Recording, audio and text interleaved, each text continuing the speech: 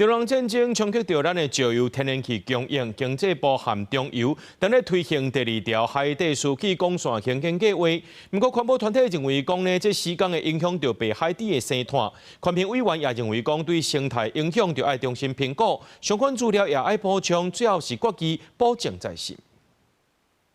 中油三接都是第三座液化天然氣接收站，北檢當地偵辦工程有損涉嫌曝報超過100億。另外，中油閣要佇通霄到桃園新屋去做第二條天然氣海港，長度大約78公里，然後沿深圳一路轉入台61線，涉陸上港線到大潭配氣站。計劃禮拜一送入環評會議，引起環保團體不滿。工程要投入400億，除了這期強建有弊端，嘛指出第二海港影響的範圍是北海底的徹底。但是中油的海洋生態調查有半數無甲時間影響範圍。見後頭，閣無公開航價都閃避環評的審查。環評書件裡面的鯨豚調查，就只有側線，完全沒有給航機圖，沒有給航機圖，我們怎麼知道你到底有沒有跑完的完整的側線？我們的環評的專家學者、環評委員要怎麼查核，要怎麼審查？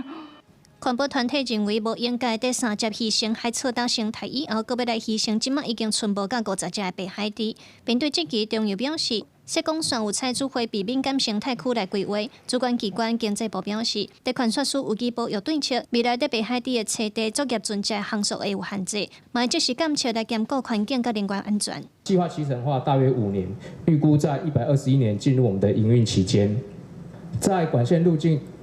選定上面的話，我們優先採用回避的原則來進行規劃，以有效降低或避免對於環境的影響。我們在環說書已經擬定嚴格的保育對策，包括對中華白海豚重要的棲息環境內，我們的船舶航速會保持在6節以下，同時將配置鯨豚觀察船進行監測，確保對保育類動物不會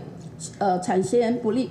不利的影響。不過，這幾年西部海峽有真濟開發，海保署指出，中油做的生態調查雖攏是2023年的，要求中油愛定做，嘛愛有幾年度的海洋海底監測才來做影響評估。環評最後是國際保證在先，要求愛閣補充天然氣供應調度支援機制，也閣有極端海象含氣候變遷等等的風險評估。記者盧尚如、鄭俊佑台北報道。